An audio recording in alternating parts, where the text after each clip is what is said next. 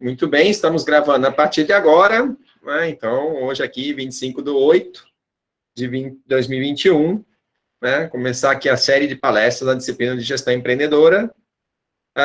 E a primeira palestra, né? Uma palestra aí, cujo foco é justamente ajudar os alunos aí a conduzir o projeto, né? E vai ser dada pelo Gabriel Natucci, né, que é uma pessoa que tem muito conhecimento, muitas formações, muitas experiências aí na área de empreendedorismo, na área de startup, né? Eu tenho certeza que que pode ajudar muito vocês. Como é meu perfil praxe, né, eu não costumo não apresentar o palestrante, porque o palestrante se conhece mais do que eu conheço ele. Embora o Gabriel já conheça há 10 anos, desde a época que ele não era nem formado, né, ele foi meu estagiário, já trabalhamos juntos em N oportunidades diferentes, agora é meu aluno de doutorado, né? Mas eu vou deixar ele mesmo se apresentar aí e falar o que ele acha importante sobre ele, a carreira dele. Tá? O que eu posso adiantar, se eu convidei ele, é porque realmente, né, é uma pessoa que eu tenho certeza que pode ajudar, né, e é um jovem aí, ainda bastante jovem, né, mas que eu admiro muito, né, e que tem uma experiência e uma carreira muito interessante. Tá? Gabriel, vou então repassar aqui a palavra para você. Bem-vindo aí à nossa disciplina, fique à vontade. Show. Obrigado, Marcos. Obrigado pelo convite. Obrigado pela introdução. Agradeço muito. A gente trabalha faz tempo juntos mesmo, né? Faz bastante tempo já. Bom, obrigado por estar aqui, né? Pelo convite de dar essa palestra, pelo menos falar um pouco sobre a minha experiência com a parte de startup, né? Boa noite, pessoal. Tudo bem? Vocês me ouvem? Tudo tranquilo? Boa noite. Estamos ouvindo. Fechado. Excelente. Então, bom, vamos começar com a nossa conversa aqui. Então, eu vim falar para vocês sobre, basicamente, o processo de criação aí de um negócio escalável, né? Conforme eu aprendi aí em algumas experiências que eu tive montando empresas, né? Bom, moral da história, já vamos falar o final logo no começo, né? Uma empresa, ou melhor, né, uma startup, o principal objetivo dela é falhar o mais rápido possível, tá? E na maior quantidade que ela puder, né, antes de realmente escalar um certo negócio. A gente vai discutir sobre isso em mais detalhes daqui a pouquinho. Tá? Bom, falar só um pouquinho sobre quem sou eu, né, por que eu estou aqui e por que eu estou falando desse ponto em particular no mundo das startups, né? Como o Marcos falou, né, então eu trabalho com ele, né, comecei como estagiário na consultoria dele faz um tempo, eu nem lembro quanto tempo faz, né, mas faz, acho que, se duvidar, 10 anos, né, não, por aí, faz uns 10 anos, né. Eu sou formado em computação, na Unicamp, né, tenho mestrado em engenharia elétrica na Unicamp, e agora estou no doutorado também com o Marcos, né, trabalhando em uma outra área que eu já vou mostrar para vocês qual é, né, mas eu estou aqui para falar um pouco sobre a minha experiência profissional antes de entrar no doutorado, né, que tem tudo a ver com essa foto, né. Essa foto foi tirada em 2018, talvez, 2018, na Alemanha, né, onde eu tive a oportunidade de participar de um programa de aceleração de startups da Universidade de Berkeley, né. Então, quem basicamente criou o método de startup, né, que é o Steve Blank, eu tive a oportunidade de estudar e de aprender com esse pessoal e de ser acelerado, né, não só teórico, né, não era o curso teórico, eu tive a oportunidade de acelerar uma startup através desse programa da Universidade de Berkeley, né. E eu gosto dessa foto justamente para fazer nessa palestra, porque este prêmio que a gente está levantando ali, né, nosso time da startup que a gente falhou nessa época, né, a gente ganhou esse prêmio justamente porque a gente faliu a nossa startup, né, a gente provou categoricamente que o nosso negócio não funciona, né, e foi o único prêmio que eu ganhei na minha vida, né, que eu ganhei porque eu falhei em alguma coisa, né, então acho bem interessante, né, de trazer para essa palestra aqui, tá? E na época eu estava acelerando essa startup justamente nessa multinacional alemã que a gente está vendo aí atrás, né? Então, foi um programa bem interessante e tem tudo a ver com o que a gente vai falar hoje, né? Então, Berkeley, vamos dizer assim, a fonte acadêmica de toda a metodologia de startups, ela concede prêmios por falhas, né? E não é à toa, né? É isso que a gente vai falar sobre aqui nessa palestra. Tá? Então, bom, acelerei essa startup, tive a oportunidade de ter algumas startups aceleradas também, algumas inclusive com o Marcos, né? E também atuava, de certa forma, no mundo das startups, ali como uma ponte entre o nosso departamento, né, alguns anos atrás, nessa época, e outras startups fora do mercado. Né? Trabalhei bastante tempo também, tanto na Alemanha, quanto na América Latina, no Vale do Silício, com inteligência artificial. Né? E hoje, né, eu pivotei, né, o termo técnico aí que a gente utiliza no ramo de startups, né, eu pivotei drasticamente a minha carreira, né, então saí do mundo de inteligência artificial, de startups, e hoje eu estou na área de game design, né, na área de jogos, de experiência de usuário, só que sobre uma outra perspectiva, né, e a gente já tem desenvolvido alguns trabalhos até com o Marcos, né, esse primeiro jogo aí que a gente ganhou o prêmio na SB Games, né, de melhor tecnologia, concorremos a melhor jogo educacional, concorremos a melhor jogo como um todo, inclusive concorrendo com jogos comerciais aqui no Brasil, tá? Sou host também de um podcast, que é o Zerando a Mesa, que a gente fala sobre entrevistas com profissionais da indústria de jogos. Algumas pessoas, inclusive, bem famosas já passaram pelo nosso podcast. Né? E, finalmente, hoje eu faço lives na Twitch e de desenvolvimento desse último jogo, né, que é o Witch Mix, que é basicamente um jogo de plataforma 2D com mecânica de Overcooked. Né? E a gente faz lives aí toda semana sobre o desenvolvimento desse jogo, que ainda está para lançar. Tá? Então, bom, falei um pouco de como eu atuei no mercado em termos de startup, falei um pouco dessa minha falha, da minha grande falha das empresas, e falei um pouco de pivotar a minha carreira. Né? São todos esses termos que a gente utiliza no mundo das startups. Tá? E eu vim falar para vocês exatamente sobre o ponto principal, que é o processo de escalar e criar uma startup que seja robusta, né, ou que seja bem sucedida no mercado. Né? Bom, para fazer isso, né, uma pergunta que a gente pode se fazer sempre, né, eu quero ter um negócio bem sucedido. Normalmente, a gente vê na imprensa, né, é difícil a gente ver grandes empresas sem ter, ou pelo menos como é pintado, né, uma grande pessoa por detrás dessa empresa. Né? Então, nada mais justo do que a gente pensar, né, para ter um negócio escalável, a gente pensar assim, o que faz um empreendedor de sucesso e não um negócio de sucesso? Quais são as características que a pessoa tem que ter, né, para ser empreendedor, ou se é que existe alguma característica nesse sentido? Né? Será que é idade? Né? O que vocês acham? Idade tem a ver com sucesso numa empresa ou numa startup? No negócio que vocês estão construindo? Pessoas mais jovens, talvez mais bem-sucedidas ou mais velhas? O que vocês acham? Se não serve nem como meio de maturidade, imagina com questão de sucesso ou de falha, né? Acho que a idade é irrelevante. Exato. É um bom argumento, né? Quer dizer, se nem para maturidade isso serve, realmente para montar para ser uma pessoa bem-sucedida, menos ainda, né? Então, realmente, idade não é um fator, né, que importa, assim, para a gente ter um negócio de sucesso, para ser um empreendedor de sucesso. Só para ilustrar isso aqui, a gente tem um gráfico aqui mostrando nos Estados Unidos, no mercado dos Estados Unidos, né, entre 2007 e 2014, tá, a idade dos empreendedores, tá, e quantas startups ali, né, eles já fundaram ou têm ainda de pé, né? Então, vocês podem ver que, na verdade, a idade não tem muito a ver, né? Aparentemente, existe aí um pico, né, entre os 30 e 40 anos ali, mas eu diria que mais se deve a pessoa já ter acumulado uma certa renda, já ter um pouco mais de maturidade de mercado do que a idade em si. Né? Mas, de qualquer forma, idade não está impactando tanto. Né? O que mais? O que pode, talvez, influenciar? Educação formal.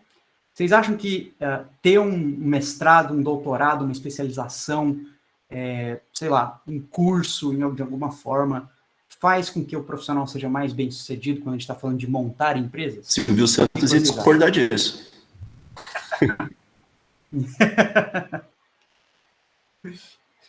Mais alguém? Eu acho que a educação formal ela te possibilita treinar ideias. Eu acho que faz sentido, sim, ter uma educação formal até. Claro que as ideias, elas podem vir de qualquer lado, em qualquer momento, mas eu acho que ajuda. Legal, legal. Alguém acha que atrapalha?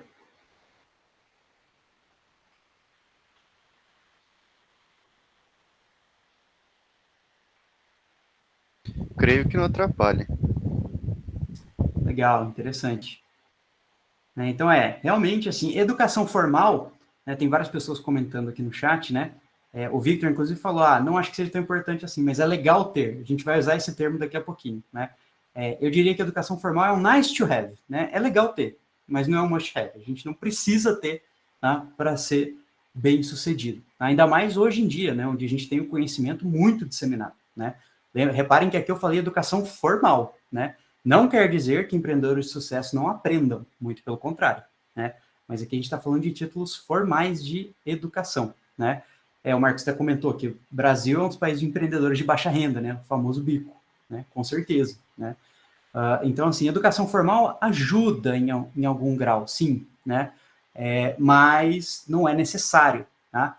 E até desviando um pouco da palestra, né? Mas eu não lembro agora o nome, mas tem um viés cognitivo nosso que é quanto mais você tem conhecimento, mais você tem dificuldades em tomar ação, tá? Então, às vezes, a educação formal pode sim atrapalhar, tá? Às vezes você conhece tanto sobre o assunto que você fica com medo de agir, porque você sabe toda a complexidade daquele processo melhor do que ninguém, né?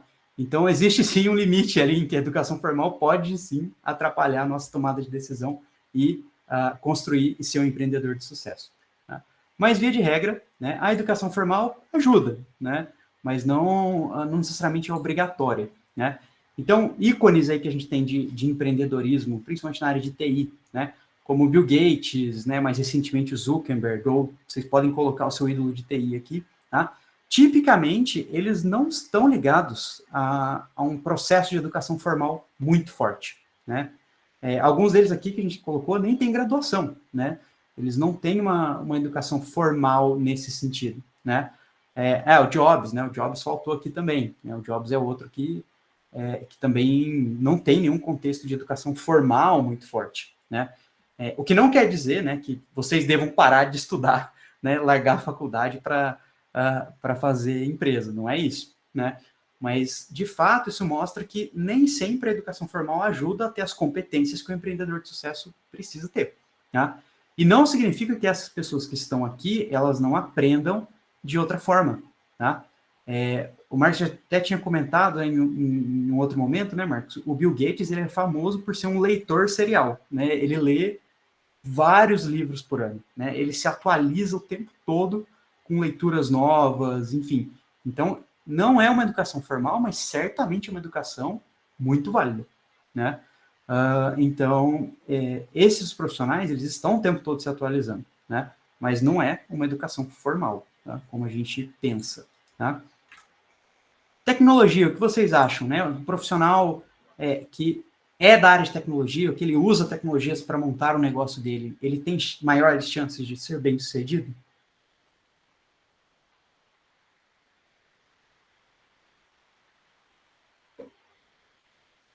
O Nicolas falou com certeza. Alguém concorda, discorda?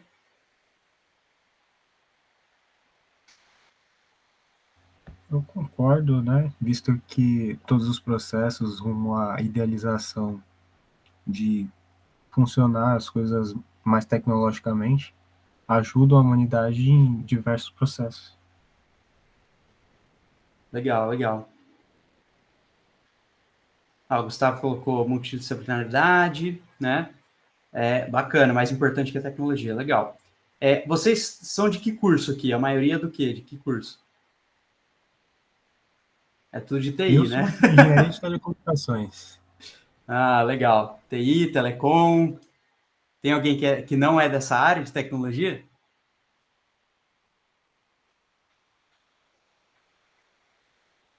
Acho que não, né? Legal, então. Eu aposto que se eu desse essa palestra para uma aula para uma sala de aula, por exemplo, de letras, né? Que o pessoal tá se formando em espanhol, eles iam falar que espanhol era imprescindível para montar um negócio. Né? Óbvio, né? A gente vai puxar para o nosso lado. Eu sou de TI também, né? Óbvio que eu vou puxar para o lado da tecnologia, né? Mas o fato é que a tecnologia também é um nice to have, tá? Ela não necessariamente vai fazer com que o negócio tenha sucesso, né? Um exemplo que eu gosto muito de dar, que talvez vocês já tenham ouvido falar dessa empresa, né? Alguém conhece aquela empresa de chá, o Desinchar? Conhece essa empresa ou não? Conheço. Legal, o Lucas conhece. Alguém mais conhece?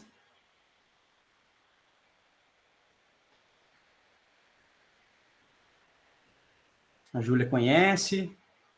Legal, alguns não conhecem. Quem não conhece, pesquisa na internet para vocês verem. É Desinchar. É como se fala desinchar, só que o char no final é chá, né? De chá mesmo, de chá verde e assim por diante. Tá? O que é? Uma empresa, tá? Que eles vendem um pacotinho de chá, tá? Exato, Lucas, obrigado. Eles vendem um pacotinho de chá, tá? Acho que são 60 sachêzinhos de chá, tá? E tem, sei lá, uma mistura própria deles, que é chá verde, boldo, sei lá, uma mistura customizada deles, né? É uma empresa extremamente bem sucedida, cresceu muito nos últimos anos, né? E assim, o que eles inventaram ali? O que tem de tecnologia ali? Eles estão fazendo um sachê de chá com ervas que já existem, assim, eu mesmo cultivo essas ervas aqui em casa, né? E eles misturaram essas ervas, secaram, botaram no pacotinho e estão cobrando 10 vezes mais caro do que um sachê normal, né? Qual a tecnologia disso, né? Então, assim, às vezes a tecnologia não é necessária para ter um negócio tão bem sucedido assim. Claro, existe tecnologia embutida nesse negócio, afinal a logística toda do processo, o canal de vendas dele tem uma certa tecnologia, ela certamente ajuda, né? Mas não é necessário. O foco, o core do negócio deles é vender chá, né? Vender chá, a priori, eles podem até de porta em porta, né? Não tem problema, tá? Então, o negócio em si, ele não é fundamentado na tecnologia, né? Não necessariamente, né? A tecnologia vai ajudar, né? Como o Marco falou, vai ajudar a escalar, né? Com certeza, né? Mas talvez eles pudessem vender para a empresa, e aí eles nem precisariam ter um site ou uma rede social ou alguma coisa do tipo, tá? Basta você ter uma logística boa, tá?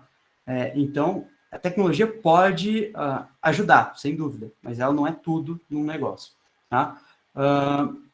Só para ilustrar um pouco desse conceito, né? Eu trouxe aqui a curva de hype, né? Da Gartner, tá? Para quem não conhece, isso aqui é uma medição... eu diria um futurismo quase, né? Eles preveem aí qual que vai ser o grau de animação com uma certa tecnologia ao longo dos anos, tá? E toda tecnologia passa por essa curva, tá? O que acontece, tá? Quando uma tecnologia nova surge, existe um hype de excitação, que eles chamam, né? Esse hype aí, tá? Ou seja, todo mundo acredita que aquela tecnologia vai mudar o mundo, tá? Vou dar vários exemplos para vocês aqui. Impressão 3D, né? Quando começou esse processo de impressão 3D, a gente achava que a gente ia, todo mundo, em 5 anos, imprimir comida dentro de casa e resolver o problema de alimentação do mundo, né? Hoje em dia, a gente tem, sim, alimentos sendo impressos em 3D, mas não era tão mágico quanto a gente imaginava que fosse, tá? Então, assim, existe esse processo de hype, né? Nos últimos anos, a gente tem passado por um processo de hype muito grande na área de inteligência artificial, né? Que é a área que eu trabalhei também. Inclusive, se vocês olharem bem nesse slide aí, vocês vão ver que vários elementos ali são relacionados à inteligência artificial, né? Mas a maioria deles passa por essa curva de excitação, atinge um pico, onde todo mundo acha que aquilo vai revolucionar o mundo, tá? E, em seguida, se descobre que não é bem assim, tá? Que as coisas são mais complicadas do que a gente imagina, o processo é muito mais difícil do que a gente imaginava, ou mais caro, ou certas coisas não funcionavam do jeito que a gente imaginava, né? E aí a gente cai no que eles chamam aí de vale da desilusão, né? Ou seja, a tecnologia ela perde a credibilidade por um certo tempo, até que depois ela se estabiliza de alguma forma, né? Então, assim, uma coisa que eu queria deixar aqui para vocês, né? Como a gente comentou, tecnologia é importante? Sem dúvida é importante. Mas quando vocês analisarem um empreendedor de sucesso, né, ou empresas de sucesso, verifiquem onde ele está na curva, tá? Porque tem muitos empreendedores, tá, que eles começam um negócio quando a tecnologia está despontando, né? E eles vendem o negócio antes dela chegar no pico, tá? É quase como uma especulação tecnológica de negócio, tá? Isso acontece com uma certa frequência, né? Então, tome um certo cuidado com esse tipo de de avaliação, quando vocês estão avaliando uma empresa externa, né, cuidado com a tecnologia nesse contexto, né? Vocês podem estar sendo enganados, vamos dizer, entre aspas, por essa curva, tá? Então, todo mundo vai achar que aquilo vai revolucionar o mundo e, na verdade, daqui a alguns anos, isso aí vai estabilizar por uma coisa bem abaixo do que era esperado, tá? Então, tomem certo cuidado com isso. Tecnologia é importante, mas não é tudo no negócio, tá? O que realmente importa, né, para um empreendedor? Duas coisinhas simples, né? Esforço e dedicação. Simples assim, né? Botar o tempo para montar a empresa, né? É muito difícil ou quase impossível a gente montar uma empresa sem dedicação ou sem esforço. Claro, é possível se você tem dinheiro e trabalha como investidor. Aí é outra forma de empreender.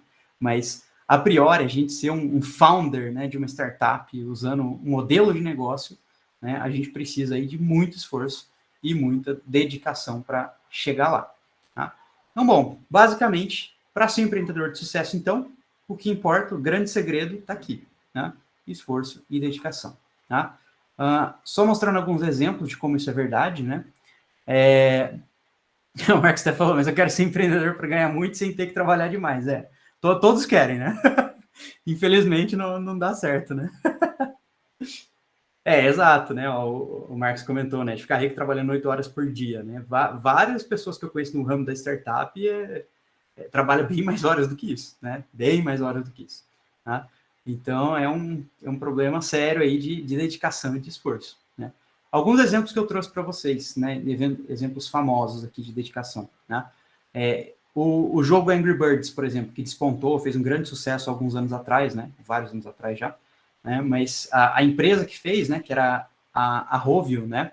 Ela fez, antes de fazer o Angry Birds, ela fez 51 jogos que deram errado, tá? Nenhum deles deu certo, tá? Nenhum deles deu lucro, nenhum deles foi famoso, tá?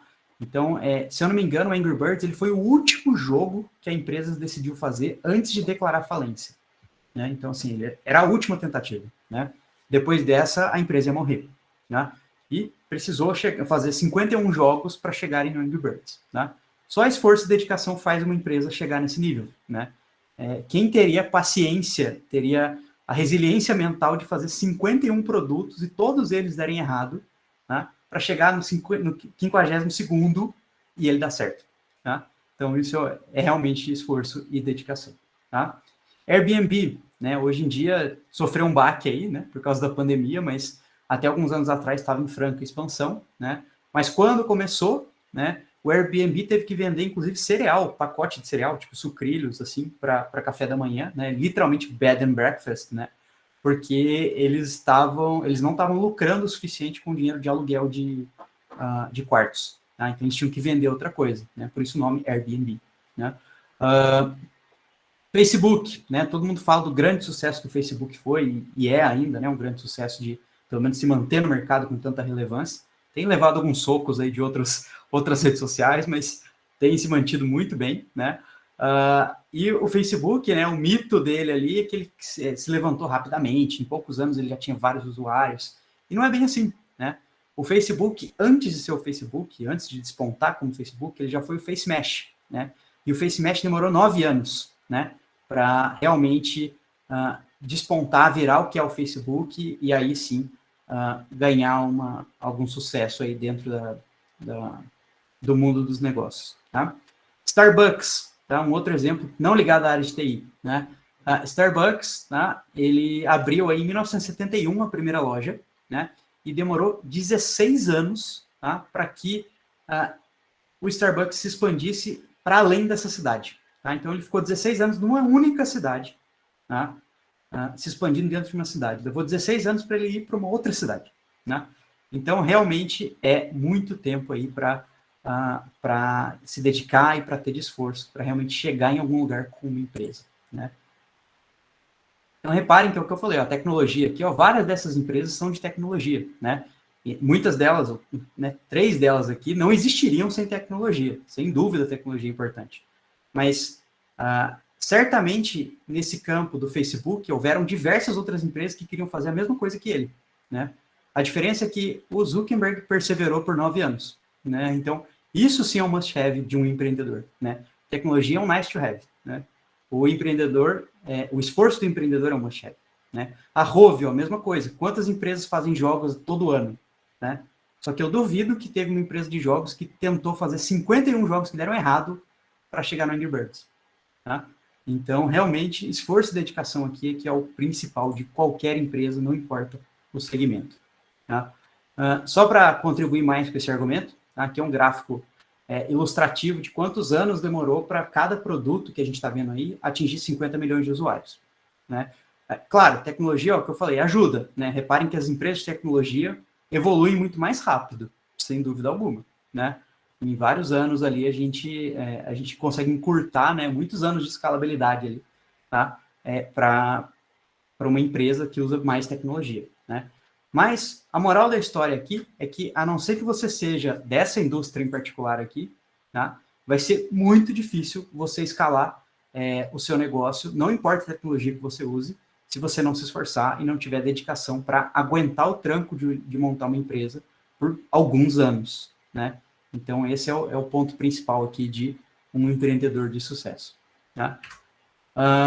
Legal, falamos do empreendedor. Então, empreendedor, duas palavrinhas mágicas que definem um excelente empreendedor, né? Esforço e dedicação, ponto, né? Simples assim, tá? E o que define um negócio de sucesso, tá? Agora vamos falar mais da parte de business, né? O que define um grande negócio, um bom negócio, uma boa startup, tá?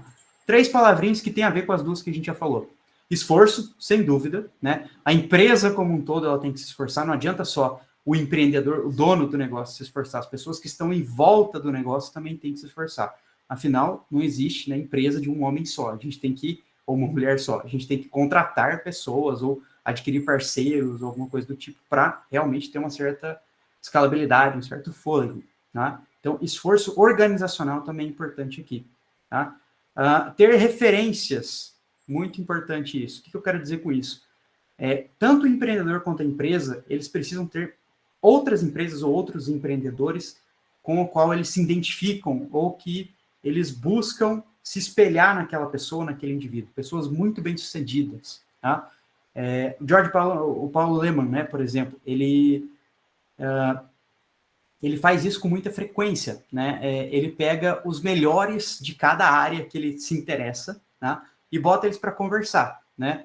Junto com ele. Claro, ele tem dinheiro para isso, mas a gente que não tem dinheiro para isso, né? A gente pode acompanhar pessoas que a gente admira, empresas que a gente admira no site, nas redes sociais, ver como elas montam os produtos, ver como elas se comunicam com os clientes e assim por diante. Então, ter referências nesse contexto é muito importante, tá? A gente quer competir com o melhor da categoria, né? Então, a gente precisa saber quem é o melhor da categoria e como que eu posso me espelhar nele, né? E mais? Referências também no sentido de buscar pessoas que possam te ajudar, tá? Networking aqui, né? Tipicamente, tá? Isso também é muito importante para uma startup e para uma empresa como um todo. Então, ter pessoas que te apoiem de alguma forma, ou com dicas, ou com divulgação de oportunidades de pesquisa, ou alguma coisa do tipo, tá? Isso ajuda muito, tá?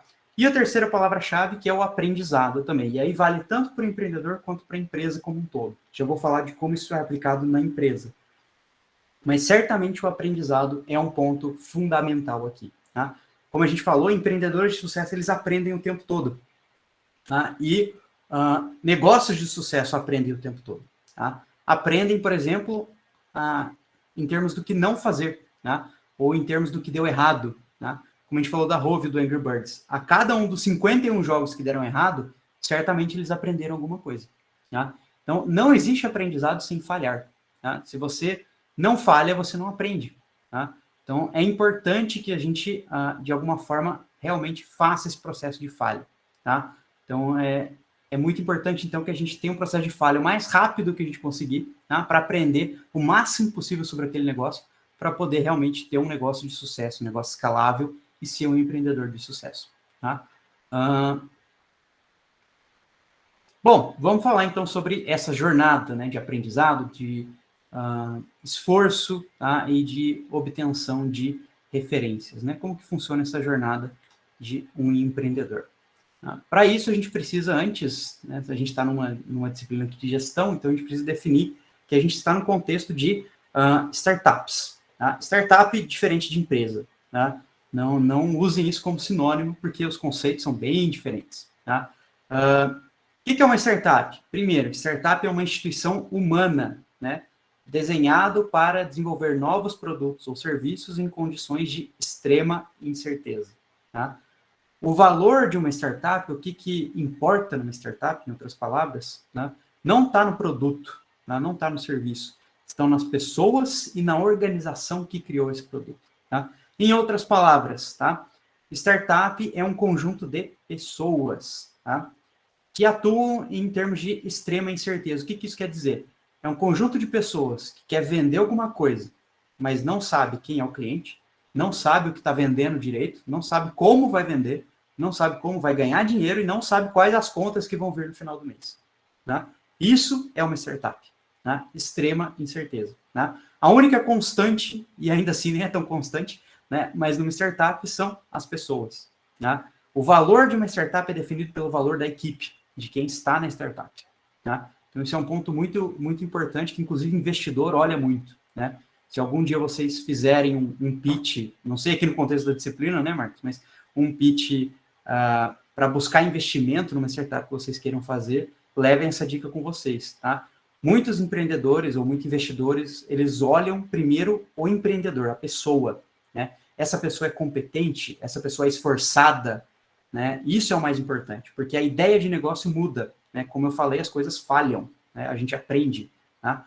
Quando o investidor põe dinheiro, ele não põe dinheiro na empresa, ele põe dinheiro em você, né? Então isso é muito importante da gente ter essa definição de startup. Por isso que eu falei que é muito diferente de uma empresa, né? Quando a gente investe numa empresa toda grande, a gente investe no negócio, né? Uma startup, a gente investe nas pessoas, nunca no negócio, tá? Exatamente, o Marcos está reiterando ali, né? O potencial do time é muito maior do que qualquer ideia, tá? E é exatamente essa definição que a gente tem aqui de startup, tá? Bom, o Marcos já deve ter mostrado para vocês o Canvas, né? O modelo de negócio padrão, a reinvenção do nosso plano de negócio, né? Esse aqui é o Lean Canvas, né? O Marcos deve ter passado ele para vocês também, tá?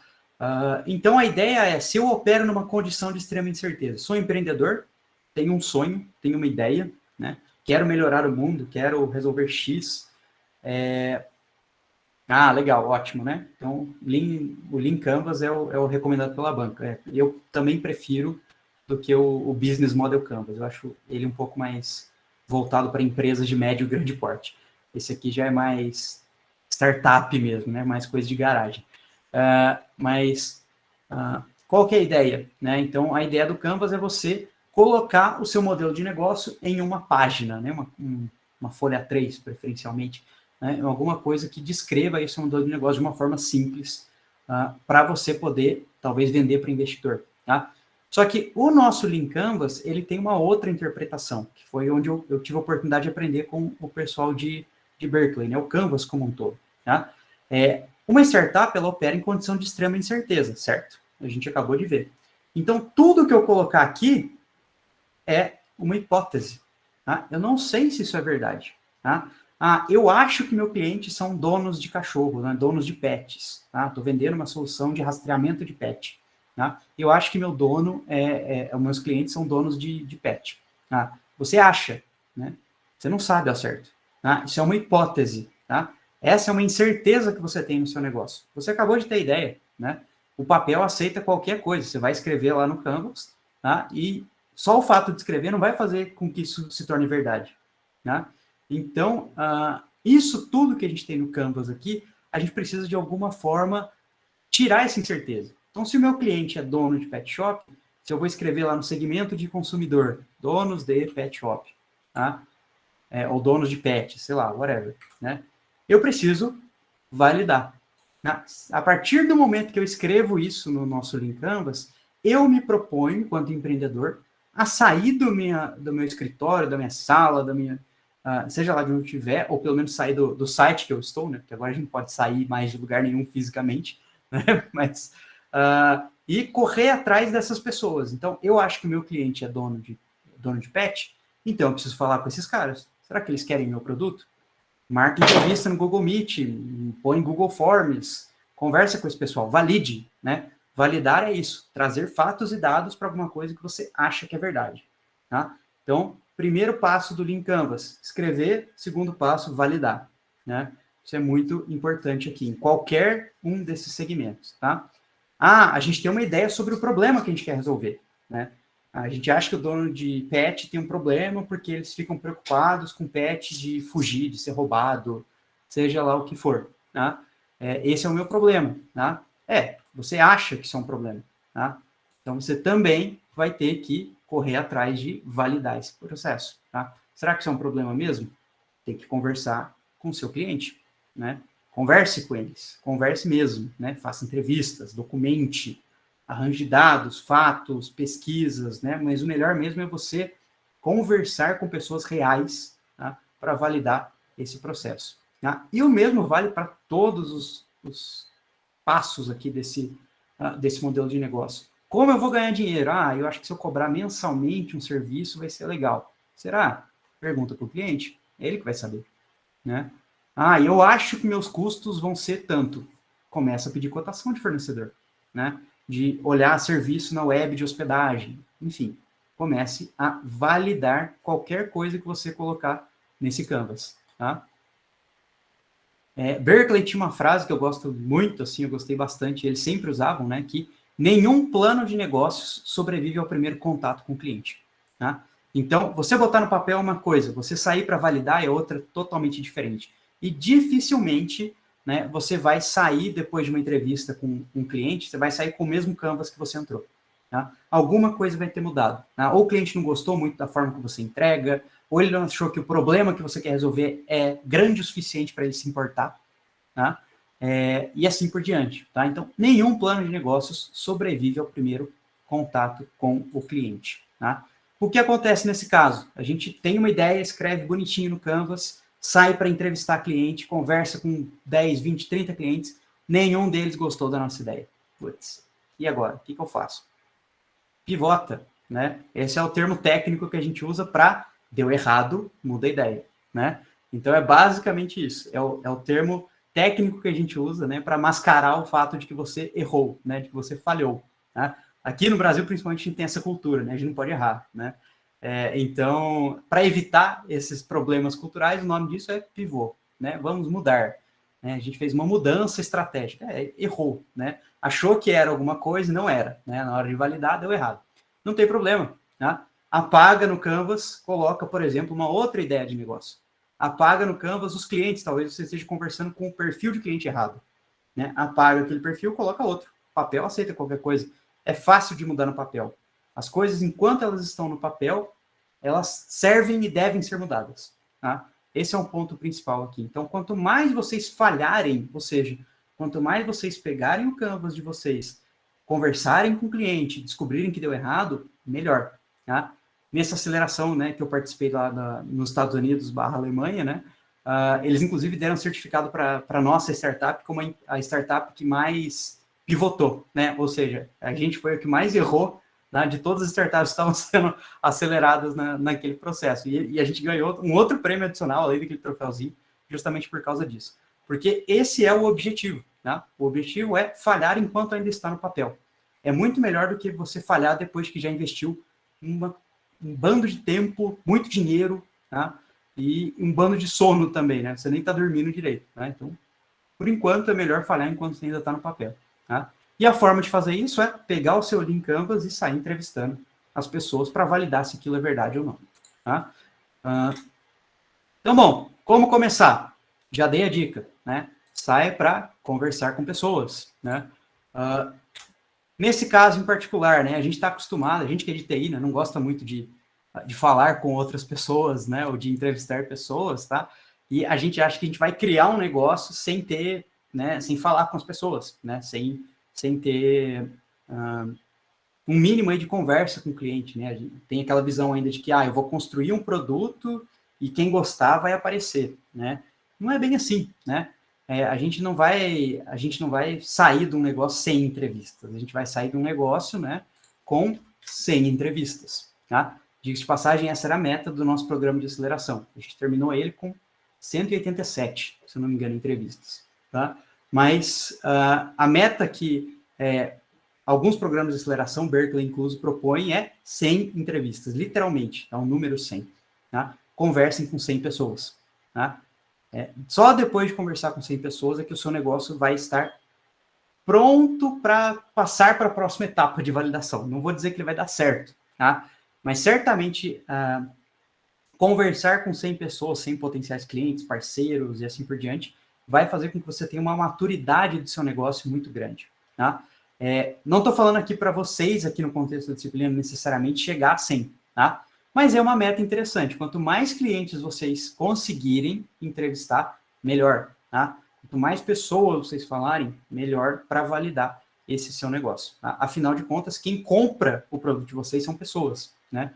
Então, não adianta nada você criar um produto maravilhoso, né? Se não tem ninguém para comprar. Tá? Então, é importante, antes de fazer o produto, antes de sair fazendo, típico de TI também, a gente precisa pensar e conversar com clientes, tá? Com potenciais clientes, e perguntar se eles se interessam por aquilo, tá?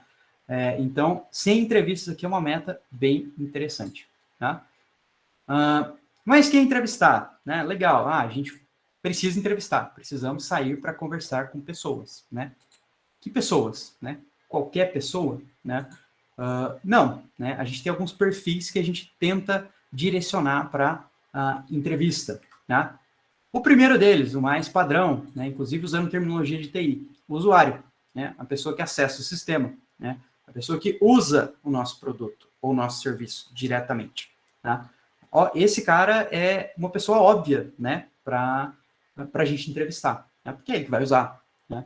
Mas existem outros papéis que a gente pode pegar também de clientes aí, tá? Por exemplo, existe também o perfil do comprador, né? Quando a gente fala de um negócio direcionado para empresas, né? Na empresa, essas coisas tipicamente são bem segmentadas, né? Então, você tem o departamento, por exemplo, de marketing, que quer usar o seu serviço de divulgação automatizada em redes sociais, né? O departamento de marketing quer usar isso, tá?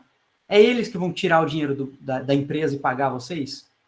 Não, tá? Quem vai fazer isso é um departamento de compras, um departamento de fornecedores, ou alguma coisa desse tipo, tá? Então, existe todo um conjunto de pessoas dentro de uma empresa que está preocupada somente em comprar produtos externos, tá? E a preocupação deles, eu garanto para vocês, vai ser preço e tempo de atendimento, né? Não vai ser se a interface ela é bonitinha, se ela é intuitiva, isso são problemas do usuário, né? O problema do comprador é outro, tá? Então, é interessante a gente conversar também com esse outro perfil de pessoas. Por quê? Porque, no final das contas, é esse cara que vai desembolsar o dinheiro, né? O usuário está interessado em usar o seu produto, mas quem tira o dinheiro do caixa da empresa e põe no seu é o comprador, né? Então, isso é bem importante também, tá? Que mais? Tomador de decisão, né? Nem sempre quem usa o produto é quem toma a decisão de usar o produto, tá? Isso é um ponto bem importante, né? Eu falei de pet shop, né? Ou de serviço para pet, né? Então, imagina que eu criei uma coleira que tenha GPS para pets, né? Pronto. E é anti-alergênica, sei lá, tem um bando de coisa lá nessa coleira. Quem é o usuário dessa coleira?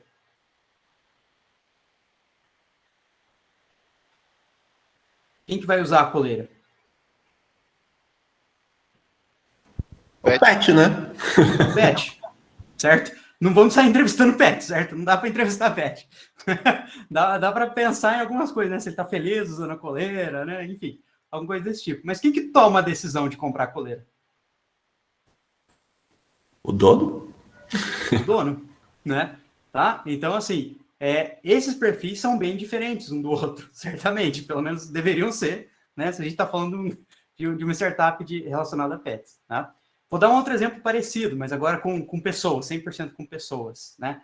Vamos falar de escolas, né? Ou cursos. Imagine que vocês têm uma empresa de cursos online que vocês admiram muito, né? Ou de especialização, ou até de esses cursinhos de ensino médio. Acho que é melhor. Vamos pegar cursinhos de ensino médio como um todo, tá?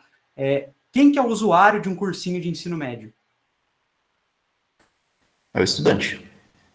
É o estudante. Quem toma a decisão para qual lado esse estudante vai, para qual cursinho esse estudante vai? É os pais.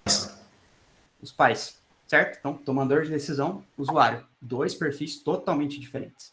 Tá? Então, é importante que a gente aprenda, né, um pouco sobre essas nuances, né? Quem vai, de fato, bater o martelo e comprar o seu produto e quem vai usar seu produto. Tá? Isso é bem importante também. Marcos até comentou, né, exemplo de pet, né, biscoito de cachorro que tem formato bonitinho, né, sei lá, formato de carinha, coisa do tipo. Pro cachorro não tá nem aí, né? O cachorro só percebe o cheiro. Isso aí é para quem? Para o tomador de decisão. Né? Então, é bem interessante pensar por esse contexto, né? Então, existem esses 3 perfis aí que é interessante a gente pesquisar, entrevistar, conversar com essas pessoas, tá? O que mais? Pode ter também o influenciador, que eu estou usando aqui um termo genérico, tá? Porque ele pode influenciar tanto positivamente quanto negativamente. Na literatura, vocês podem achar isso como sabotador, tá? É uma pessoa que, por exemplo, joga contra o seu produto. Ela não quer que seu produto esteja lá dentro, tá? Vou dar um exemplo, tá? Um exemplo que até o Marcos e eu, a gente já sofreu na pele em alguns momentos, né? Em termos de consultoria de gestão, consultoria de melhoria de processo, tá? Então, o Marcos tinha aquela empresa, tem aquela empresa de consultoria, né? E a gente prestava serviço de melhoria de projetos, melhoria de produtos, assim por diante, em várias empresas, né? Imagine que dentro de uma certa empresa que a gente foi prestar serviço, tem todo um departamento de melhoria de processos já pronto. Você acha que eles vão ficar felizes com a gente lá? Né? A empresa está contratando uma pessoa de fora para fazer o trabalho que eles já deveriam estar fazendo. Isso não é legal, né? Então, assim, essas pessoas vão, de certa forma, tentar sabotar o que a gente está fazendo. Vão tentar sabotar o que a gente está propondo. Não é sempre o caso, tá? Não estou falando que isso vai acontecer sempre, né? O que já aconteceu toda vez que a gente foi numa empresa, né? Mas isso pode acontecer, tá? Então, é importante a gente conversar com essas pessoas também. O que incomoda no nosso produto, né? Para elas? O que né, elas não gostam do nosso produto, tá? É esse o fato? Quer dizer, a gente está invadindo um território que era para ser delas, né? Ou é alguma coisa que elas não vão com a cara, sei lá, às vezes a interface não é legal, tá? A gente precisa conversar com esses influenciadores também, porque esse cara influencia a tomada de decisão, ele influencia o usuário, ele influencia até o comprador, tá? Então, a gente precisa tomar esse cuidado, tá? Da mesma forma, a gente precisa encontrar pessoas que tenham aí um status de recomendador, né? Ou pessoas que aprovam certos produtos ou que falam bem de determinados produtos e tem um certo impacto aí na tomada de decisão também, tá? Então, esses são alguns perfis que a gente pode utilizar, tá, para guiar essas nossas 100 entrevistas, tá? Então, não é só falar com o usuário, é falar com quem toma decisão, falar com quem compra, falar com quem influencia, falar com quem apoia o produto, né, de alguma forma, e assim por diante, tá?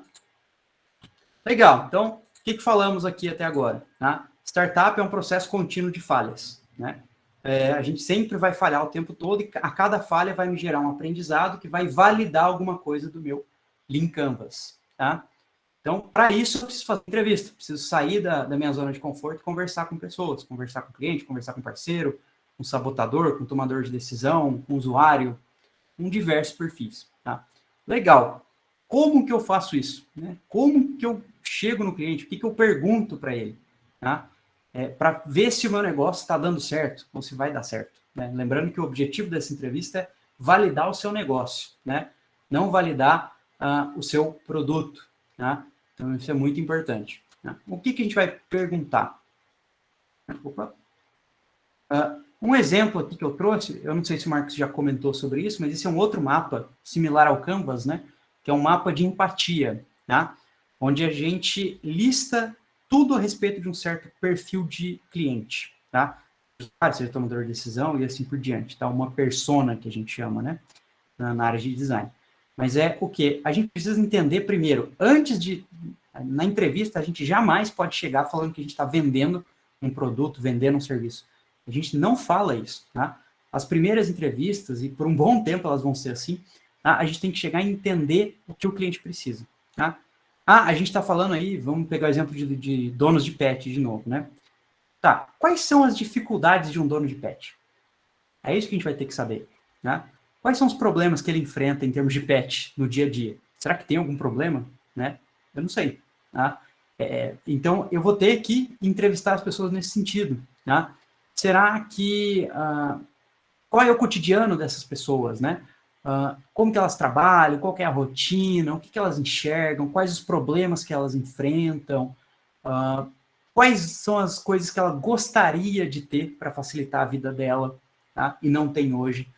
Tá? Como que ela está tentando resolver os problemas que ela tem hoje, tá? De alguma forma ela deve estar tentando resolver esses problemas, tá? Então a gente precisa entender primeiro o comportamento desse cliente, antes de sair vendendo produto, vendendo a nossa solução mágica que vai resolver os problemas do cliente, tá? A gente precisa entender quem é essa pessoa, tá? Claro, não vamos perguntar, né, coisas que não tem nada a ver com o negócio, a gente vai tentar entender o cliente, né, e o comportamento dele em torno daquele negócio que a gente está construindo. Então, a gente está falando de um negócio de pet, então a gente vai tentar entender as dificuldades do cliente em termos de pet, né? Quais são as dificuldades dele, se é, sei lá, comprar ração, se é comprar caminha, se é, sei lá, deixar o cachorro no apartamento sozinho, enfim, tá? Então, a gente vai tentar entender essas dificuldades, tá? E esses problemas que o cliente tem, tá? Então, isso é muito importante que a gente faça, tá? Uma sugestão que eu tenho para vocês então, nas 100 entrevistas, né, juntem essas entrevistas, tá? E tentem montar esse mapa de empatia.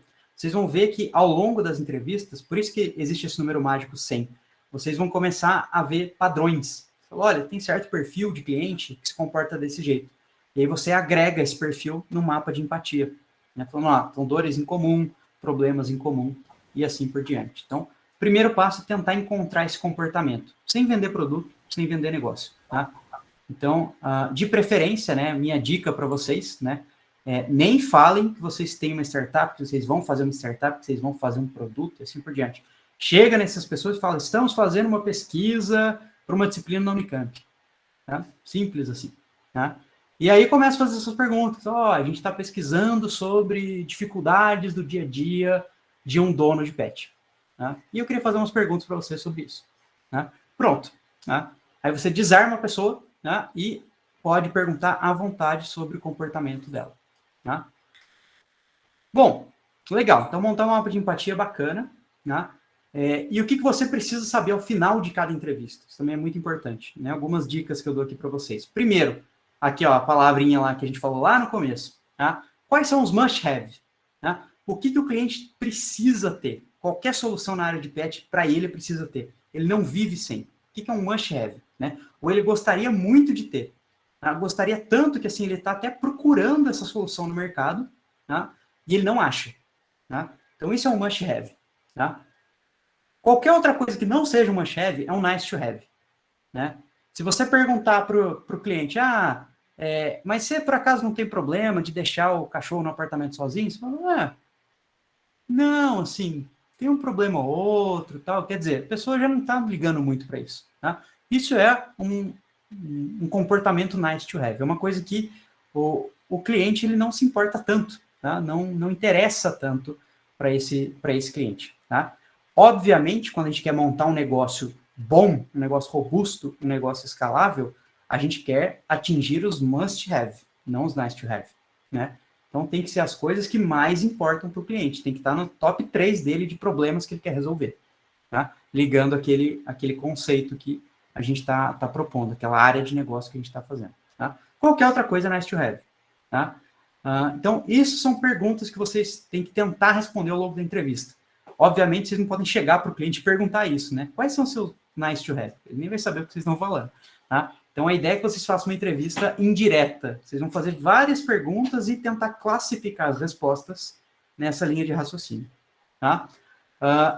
Outra pergunta, né? Outra pergunta que vocês têm que responder depois de uma entrevista. Tá? Como que eles resolvem o problema hoje?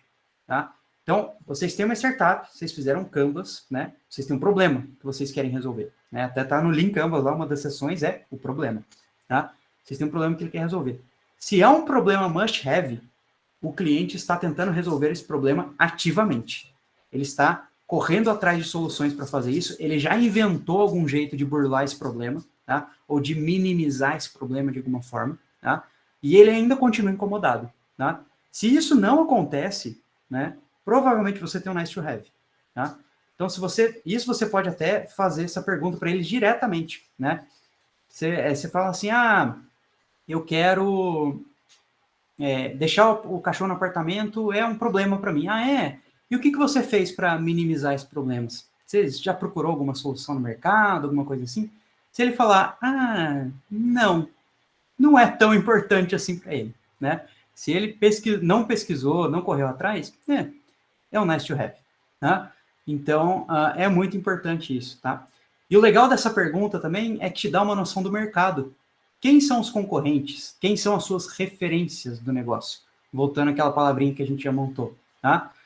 Então, referência é importante para o negócio. Quem são as suas referências no mercado? Tá? Isso te ajuda a traçar, né? Quem são as pessoas que você tem que tomar cuidado, ou as pessoas que você tem que correr atrás para ser tão bom quanto elas, tá? Ou oferecer um diferencial em relação ao que elas já têm. Tá? Então, isso é muito importante. Tá? Outra vantagem que eu vejo desse ponto, né? E, por sorte, hoje no Brasil eu vejo que isso está diminuindo, não sei se por causa da pandemia, tomara que não, mas que seja realmente por maturidade, né? Mas existe uma coisa que a gente chama no mercado de empreendedorismo de palco, né? Que são empreendedores que saem nas mídias, que vendem que vão revolucionar uma certa indústria, alguma coisa do tipo. E quando você começa a entrevistar clientes dessa indústria, desse tipo de empreendedor, vocês veem que eles já ouviram falar dessa empresa, mas eles não comprariam, não compram, ou acham que aquela empresa não vai dar certo. Tá? Então, esse tipo de pergunta serve, inclusive, para você achar as más referências. Né? Quem são aquelas pessoas que você vê o tempo todo na mídia, mas no negócio mesmo, na hora de fazer dinheiro, esses caras nem aparecem. Tá? Então, isso é muito importante aqui. Tá? Saber separar o joio do trigo, literalmente. Tá? E, finalmente, também ter uma estimativa do tamanho do mercado. Né? Se eu sei meus concorrentes, eu sei mais ou menos, né, qual a competição, quantas pessoas eu consigo atingir e assim por diante. Então, são perguntas que a gente tem que tentar responder ao final de cada entrevista, né? E de forma acumulada também no mapa de empatia. Tá? Lembrando sempre, né? Aquela máxima do cliente tem sempre razão, nem sempre se aplica, né? A gente tem que avaliar o público com muito critério, tá? Às vezes os clientes talvez não saibam direito o que eles querem, não enxerguem bem onde você quer chegar, né? Ou mesmo não sabem que a dor deles é tão grande que já faz parte da rotina deles, eles não percebem que aquilo é uma dor, tá? Ou, inclusive, eles têm estratégias criativas para resolver o problema e usam produtos, como a gente está vendo aí, de formas que a gente jamais imaginava, né? Então, olhem criticamente para o cliente, tá? Para ver o que ele está fazendo. Tá? Então, não só documentem o processo, mas pensem sobre a entrevista e os resultados que vocês obtiveram dela. Tá? Bom, legal. Então, vamos falar agora sobre esse processo de descoberta. Né? Então, depois dos 100 clientes, depois de você ter um mapa de empatia, depois de você ter criado e listado o must-have de todo esse segmento de clientes, aí sim você deu o primeiro passo para ter uma boa startup. Né? É o que a gente chama de você ter adquirido Product Market Fit.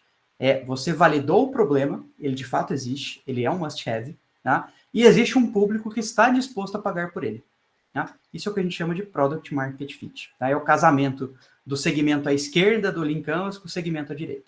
Quando você validar esses dois, e esses dois se casarem, né, se conversarem, você tem aí o nosso Product Market Fit. Tá? Legal. E aí você entra nesse processo de descoberta de uma startup. Sei o problema, sei o cliente. Agora só falta eu construir o negócio em torno dessas duas coisas. Tá? E aí, como que eu posso fazer isso? Né? Aí sim vai entrar um pouquinho da nossa expertise de TI, que é construir e fazer coisas, né? Mas de um jeito diferente. Tá? Não vou entrar muito no detalhe aqui, tá? Mas um exemplo de como a gente pode fazer isso, esse processo de iterar e criar produtos que sejam validáveis. Tá? Por exemplo, usando o Design Thinking. Tá? Então, a gente começou, falei lá atrás, fazendo entrevista com clientes. Olha, isso aqui é o processo praticamente de empatia, né, do processo de Design Thinking. Achamos um problema, né? Ou seja, o processo de definição aí do Design Thinking também. Tá? Agora, né, uma vez que a gente tem esse Product Market Fit, eu vou fazer protótipos, vários protótipos e várias ideias diferentes, tá? Para validar o meu negócio. Tá? Eu não vou fazer o meu produto ainda, é protótipo. Tá? Inclusive, por exemplo, a gente que é de TI, tá? Nesse momento, acabamos de fazer 100 entrevistas, conversamos com 100 clientes, eles querem o nosso produto. Eu vou sair fazendo um produto? Não. Eu vou fazer um mockup, tá? Eu vou fazer um desenho de tela e mostrar para o cliente, para ver se é isso que ele quer mesmo, tá? Se ele quiser isso, legal. E aí eu vou iterando, eu vou colocando um pouquinho mais de funcionalidade. Tá? Agora eu vou testar a área de compras, tá? Agora eu quero testar a cor da minha interface, tá? Então eu vou fazendo uma série de protótipos para validar e aprender alguma coisa sobre o meu negócio. Lembre-se sempre disso, né? O nosso processo aqui é sempre de... deixa eu ver se está aqui, cadê? De validar as coisas, tá? Então, no Product Market Fit, tá? A gente validou o lado esquerdo e o lado direito. Falta validar todo o resto, tá? E esse resto a gente só valida através de protótipos, através de testes, pequenos testes, para ver se vai dar certo ou não, tá? Uma outra forma, né, uma forma análoga de fazer esse tipo de processo, né, análogo ao Design Thinking, é usar esse ciclo que a gente chama de Build, Measure and Learn, que é o ciclo do Lean Startup mesmo, tá? Então, olha só, o próprio Lean Startup já dita isso, né? Tudo que está no Canvas são premissas, são hipóteses, são coisas que a gente acha que é verdade, tá? Então, para validar cliente, para validar o problema, eu preciso conversar com o cliente. Não tem outra forma, tá? Agora, para validar o produto que eu quero, o que eu preciso fazer? Eu preciso construir alguma coisa. Eu preciso construir alguma coisa e mostrar para o cliente, tá? Só que eu não vou construir o produto final, eu vou construir um protótipo que, para mim, vai ser um experimento, tá? Eu vou validar esse experimento com o meu cliente. É ele que vai me dizer se aquilo deu certo ou deu errado, tá? Então, isso é muito importante. Aqui, quando a gente fala de startup, a gente está fazendo um papel de cientista, né? A gente botou as hipóteses no papel e agora a gente vai fazer um experimento para verificar se essa hipótese se mantém ou não. É isso, tá? E, obviamente, eu vou coletar as respostas e vou obter dados sobre esse experimento para poder aprender alguma coisa. Repara como o aprendizado já está no ciclo do Lean Startup, né? Sem dúvida alguma, é um dos pontos principais. E não tem aprendizado sem falha, eu preciso fazer um experimento, né? Experimento quase nunca dá certo. Tá? Então, a gente vai ter aí muito aprendizado ao longo desse ciclo, tá? Então, isso é muito importante aqui, tá? Validar todos os aspectos do nosso Lean Canvas, tá? Bom, já caminhando para o encerramento aqui, algumas dicas e sugestões que eu dou para vocês nesse processo de validação, que é um processo longo, é um processo trabalhoso, né? Como eu falei, vai precisar de muito esforço e dedicação, né? Na época que eu estava sendo acelerado, foi uma das épocas que eu mais trabalhei, né? E, né, foi muito desgastante, mas muito gratificante ao mesmo tempo, tá? Então, aqui eu trouxe algumas dicas para tornar esse processo talvez mais produtivo, né? Com base no que eu já passei aí na Alemanha, no Vale do Silício e assim por diante, né? Primeiro, né, pressão, né? É a melhor metodologia ágil que existe, tá?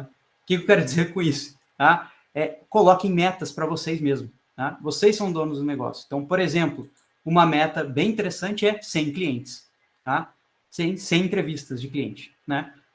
Então, vocês vão ter que conversar com 100 pessoas. Vocês vão ter que fazer de tudo para chegar nessas 100 entrevistas, tá? Até a data tal. Gabriel, cheguei na data e fiz 50. Poxa, excelente. Você fez 50 entrevistas. Talvez, se você não tivesse colocado essa meta, não tivesse colocado essa pressão, você não chegaria nem em 50, não chegaria nem em 10. Né? Então, pressão, nesse caso, ajuda. Né? Você é o dono do negócio. Se você relaxar, o negócio não anda. Né? Então, isso é muito importante aqui. Tá? Pressão é, de fato, a melhor metodologia ágil para adquirir um negócio. Tá? A gente vê aí vários mitos do empreendedor, né? Daquela pessoa que largou tudo para montar uma empresa e deu certo, e a gente acha isso incrível. Mas, gente, vocês imaginem a pressão que uma pessoa que largou tudo, né, para criar uma empresa não deve ter. Né? Com que dinheiro ela vai comer? Com que dinheiro ela vai sustentar a família? Com que dinheiro ela vai pagar aluguel? Né? É uma pressão que muita gente não está disposto a encarar, mas quando encara, das duas uma, né? Ou o negócio vai dar colossalmente errado, né, rápido, e a pessoa vai voltar para o emprego anterior, vai adquirir outra forma de renda, ou vai dar certo. Não tem outra opção, né? Então, pressão é uma coisa muito importante. Claro que aqui no contexto da disciplina, a gente não está falando para largar tudo, né? A gente está falando para ter uma certa pressão no que vocês estão fazendo, porque isso pode ser, sim, vantajoso. Claro, usando moderadamente. Outra coisa, né? Copiar é viver, né? Então, o Marcos sabe muito bem disso, eu tenho um problema grave com isso, né? eu gosto de fazer tudo que é original. Tá? E para mim, quando eu vou fazer alguma coisa, eu quero fazer tudo zero, eu quero pegar tudo do zero, construir do zero. E em vários casos isso é vantajoso, porque às vezes o que já tem no mercado é ruim, ou não existe, não funciona direito, enfim. Em vários casos isso pode ser vantajoso. Mas quando a gente está falando isso em termos de tecnologia, né? Mas quando eu estou falando de negócio, isso não é necessariamente verdade, muito pelo contrário. Tá? É muito mais fácil eu copiar um negócio que já existe do que construir um negócio inteiro do zero, do que querer inovar em canal de vendas, em produto, em cliente, em forma de pagamento, em todos os aspectos do negócio. É impossível fazer isso. Tá? Em tecnologia pode ser legal, mas em um negócio isso é querer morrer o negócio, matar o negócio em menos de 2 minutos. Tá? Então, copiem o máximo que vocês conseguirem de negócios já existentes, já estabelecidos. Tá? Copie o modelo de negócio, copie a forma como as pessoas recebem o produto e assim por diante. Até porque, se são empresas grandes que fazem isso, normalmente os clientes, se forem pessoas físicas, eles já esperam que você se comporte dessa forma. Né? Então, por exemplo, né, se a gente inovar muito numa rede social, né, que seja uma coisa completamente diferente do que a gente tem visto hoje, talvez não seja legal, né? Porque as pessoas já estão acostumadas com um certo padrão. Né? Então, isso é muito importante. Tá? O Marcos até comentou, né? Boa parte das startups são Ubers de ou Tinders de. Isso é bom. Tá? Isso é bom. Talvez não para um discurso para o investidor. Né? A gente pode até comentar sobre isso depois. Não é legal você falar isso para um investidor, mas é legal você pensar isso para montar o seu Lean Canvas, né? Copiar pequenos elementos de vários negócios diferentes. Tá? E vale aquela máxima, né? Se você copia de um lugar só, é plágio. Se você copia de vários, é criatividade. Né? Então, não é copiar todo o negócio de uma única empresa. Né? Copie pequenos elementos de empresas diferentes. Tá? Depois eu vou deixar o link aqui para vocês. Tá? Tem uma universidade na Europa, que chama Universidade de St. Gallen, que eles fizeram um negócio incrível. Tá? Eles pegaram basicamente vários componentes de modelos de negócio de várias empresas ao redor do mundo, tá? E eles construíram como se fossem pecinhas de Lego. Né? E aí eles ofereceram uma listinha para a gente brincar com isso, falar assim, olha essas peças de Lego e vê como você consegue montar um negócio. Então, por exemplo, canal de vendas. Né? Quais são as pecinhas de Lego que tipicamente a gente vê nos negócios que existem ao redor do mundo? Negócios de tudo quanto é tipo, tá? Vai desde logística até biotecnologia, tá? E aí você pode brincar com essas pecinhas. Você pode falar, bom, meu negócio talvez ele se beneficie, por exemplo, do modelo Gillette, né? Ou do modelo Nespresso, né? De alguma forma, tá? Então, será que eu não posso vender um produto físico mais caro, ou uma coisa mais cara de uma vez só, e depois só vender refis, né? De alguma forma, tá? Então, esse é o modelo Nespresso. Né, que também é modelo Gillette, por acaso. Tá? Então, são modelinhos que a gente pode tentar copiar de alguma forma aí. Tá? Isso é importante. Tá? Lembrando, né, só reiterando essa coisa, que não é porque você é único que você é útil. Né? Então, isso é um ponto muito importante. Né? Você querer ser pioneiro em tudo não é a melhor coisa. Não necessariamente você vai ser bem visto, tá, no mercado. Então, copiar as coisas certas no momento certo é muito importante aqui. Tá? Uma última coisa aqui, falando de métricas, tá? Uma vez que vocês já estão validando o negócio, ou já começaram a validar aquela parte de baixo do Lean Canvas, que tem a ver com custo e com renda, né? 2 métricas legais da gente olhar, tá? É o Customer Acquisition Cost, ou CAC, tá? Que é basicamente o seguinte, quanto de dinheiro a minha startup tem que desembolsar para chegar em um cliente, para pegar um cliente, tá? Isso envolve campanhas de marketing, descontos promocionais, rede social, você ficar postando nas redes sociais, sei lá, comprar lista de contato de alguma empresa de publicidade, assim por diante, tá? Isso tudo está no Customer Acquisition Cost. Quanto que vale, quanto que eu tenho que pagar para conseguir um cliente, tá? E a outra métrica é o Customer Lifetime Value, né, o LTV, tá? O que significa? É o quanto de dinheiro que aquele cliente vai te dar ao longo de todo o ciclo de vida dele dentro da sua startup. Tá? O que eu quero dizer com isso? Tá? Vamos imaginar a Netflix, por exemplo. Né? A Netflix, sei lá, hoje ela está com uma mensalidade de R$30, vamos supor assim. Tá? R$30. Se ela descobrir que, por exemplo, os clientes da Netflix ficam com ela, em média, por 3 anos, tá? Então o lifetime value de um cliente é R$30 vezes 12 meses, porque o pagamento é mensal, vezes 3. Né? Esse é o quanto de dinheiro que a Netflix vai arrecadar de um cliente só, ao longo de toda a interação com esse cliente. Né? E aí a regra é simples, né? Se custa mais para eu chegar num cliente do que o que ele me dá de dinheiro, meu negócio é ruim, né? Se eu recebo mais dinheiro ao longo da minha evolução com o cliente do que o quanto que eu gasto para chegar nele, meu negócio tem boa chance de dar certo. Tá? Então, são pequenas métricas aí para a gente ter um faro ali para onde que a gente está indo na startup. Tá? E o ponto principal, eu acho que o maior de todos aqui, converse com o cliente. Tá? Literalmente, marque Google Meet, tá? Face-to-face é sempre melhor, face-to-face é sempre preferencial, né? Hoje a gente não pode fazer isso, né? Mas com o Google Meet, com o webcam, a gente consegue fazer. Tá? Então, converse ao vivo ali nesse sentido, né? Com o botão de live aqui na gravação, né? Falando com o cliente, tá? Isso é muito importante. Falem com o cliente, sem entrevistas, né? Literalmente, tá? Falem o máximo possível para validar o negócio de vocês. Tá? Bom, falamos então sobre o processo de falha de uma startup. Startup envolve aprendizado. Aprendizado envolve falha, inevitavelmente, né?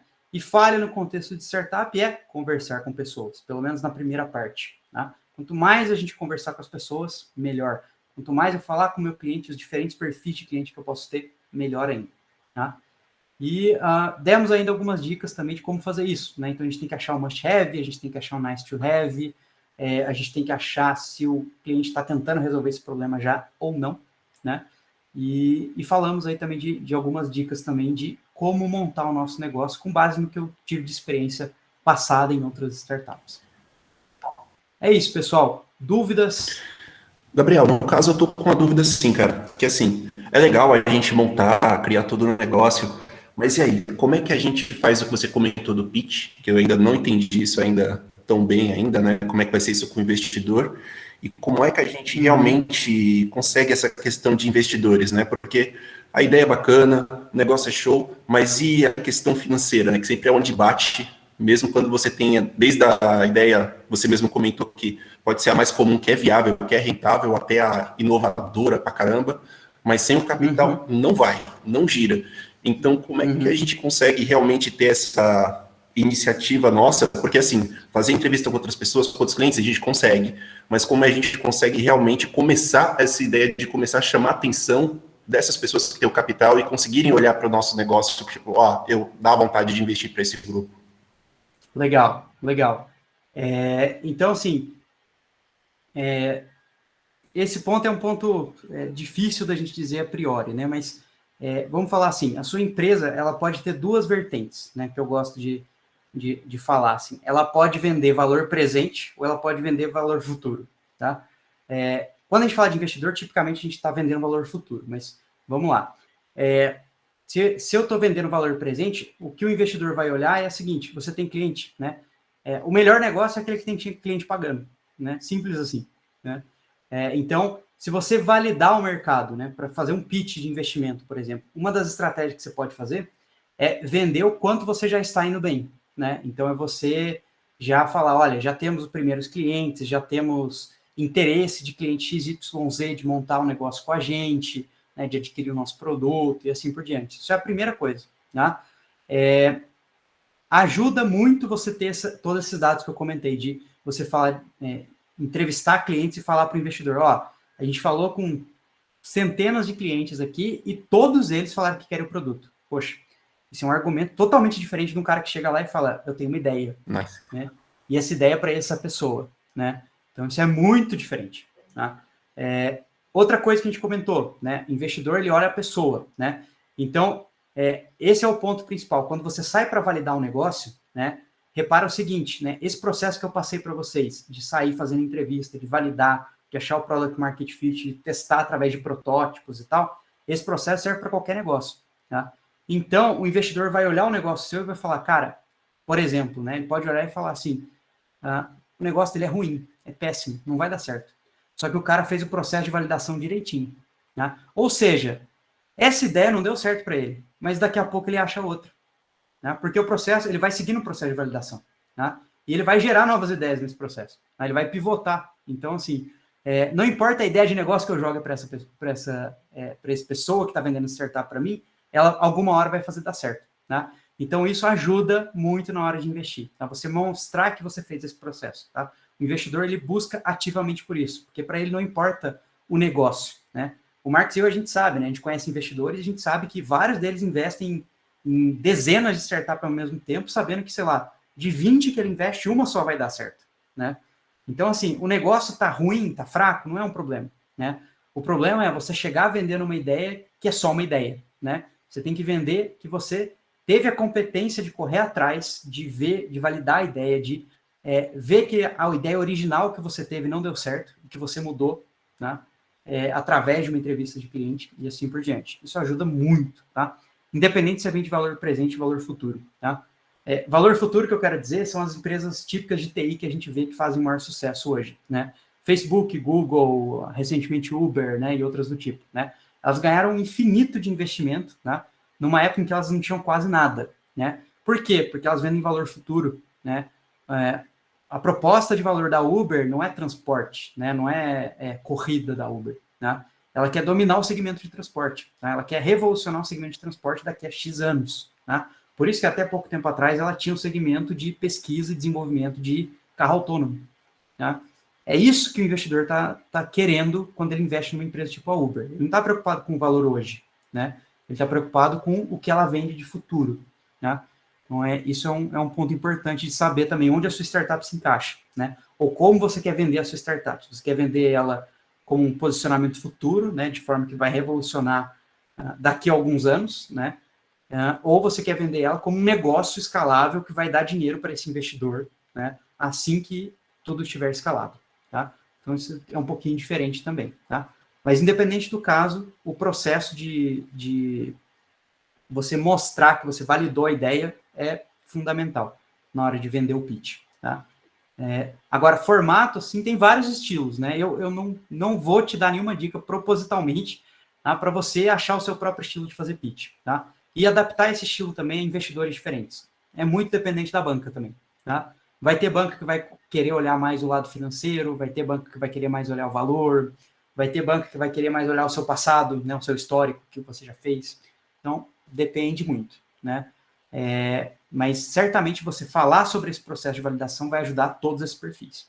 Nossa, obrigado, Gabriel. Nada. Sendo só aqui falando especificamente da disciplina, gente, lembrando que a banca vai ser muito parecida com a banca do ano passado e vocês têm o pitch do ano passado, né? Para vocês olharem lá, olhar o que os grupos apresentarem, como a banca avaliou.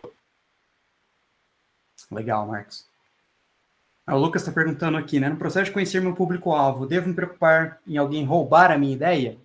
Creio que esse risco faça parte do processo. Exato. Isso pode ser um receio comum, né, de muitas pessoas, mas o fato não se preocupe com isso, tá? Aliás, assim, ideia não vale nada, né? Aí é que tá, né? A gente, quando a gente começa nesse mundo de startup, a gente acha que quando a gente cria o Canvas, né, aquilo lá é trancado a 7 chaves, né? Aquilo lá é papel, gente. Eu rasgo, né? Eu escaneio, eu copio, eu faço o que eu quiser, né? Isso não vai dar mais ou menos valor àquela ideia, tá? A ideia não vale nada, né? Então, assim, não se preocupem com isso, tá? Aliás, eu digo assim, se alguém roubar alguma ideia minha, poxa, parabéns para essa pessoa, porque ela teve esforço e dedicação para fazer essa ideia dar certo, né? Mais do que eu. Então, poxa, palmas para ela, assim, né? A gente não pode se preocupar com isso, tá? A gente tem que se preocupar em validar a ideia de negócio, tá? Não se preocupem em roubarem a ideia, porque a gente superestima a quantidade de pessoas que gostariam de pegar essa ideia para realmente botar ela para sair do papel, tá? Que vai muito tempo e esforço. São muitas poucas pessoas que estão dispostas a fazer isso, tá? Então, não se preocupe com isso, tá? Roubar ideia, se é que roubar, se roubarem, faz parte do processo, dificilmente vai acontecer. Eu nunca vi, pessoalmente, né? Então, pode ficar tranquilo.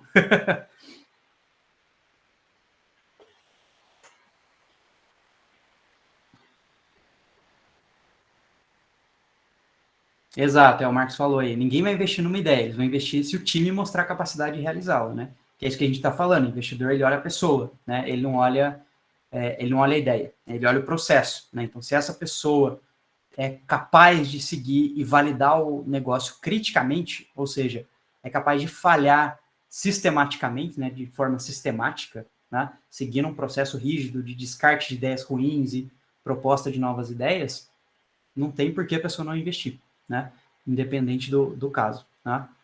São poucas pessoas que seguem esse processo, então não se preocupe também com roubar ideias. Né? O que mais, gente?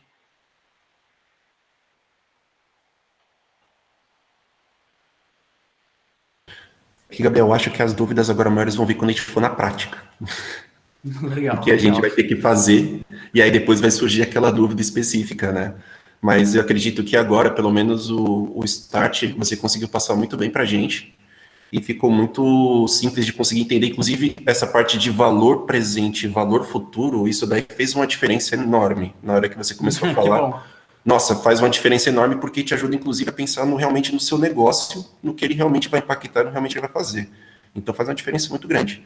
E aí, se contar também do Canvas, como é que vai ser a ideia, como é que tá mais simples, né? Então, a teoria em si está sendo muito bem passada, não só por você, mas pelo professor. Só que agora o negócio é o jeito, botar a mão na massa. É como você comentou, esforço e dedicação, não tem jeito. E aí não vai, você mesmo até comentou comigo, vai ter que montar do meu jeito. Então, não tem mais o que fazer, tem só que fazer. Exatamente. É um processo aí de aprendizado bem gratificante, bem cansativo, mas que vale muito a pena fazer. Eu já perdi várias noites fazendo esse processo, mas pode dizer que vale muito a pena, né? E que bom que você gostou dessa parte de valor presente e valor futuro, que para mim, pessoalmente, demorou um tempo para eu entender empresas dessa forma, né? E hoje eu não consigo ver de outra forma, né? Então, se vocês olharem empresas aí de negócio, vocês vão ver com, sei lá, uma notícia que vocês acham em portal de notícias, vocês já vão saber se ela é valor futuro ou valor presente, né? Se ela vende para o cliente hoje ou ela vende o que ela vai ser daqui a alguns anos, né? Então, isso ajuda muito também a gente entender o negócio, né? E investidor sabe disso, né? Ele busca investir nos dois perfis igualmente, tá? Ou tem investidor que só olha mais um perfil, tem investidor que olha o outro, né? Então tem que ficar de olho nisso também, né? Legal, gente. Bom, então, se ninguém tem mais dúvidas, só deixar meus contatos aqui, Marcos. Só quem quiser, tá nas redes sociais, tá? Twitter, Insta. No Insta eu tô como gc.tut, tá?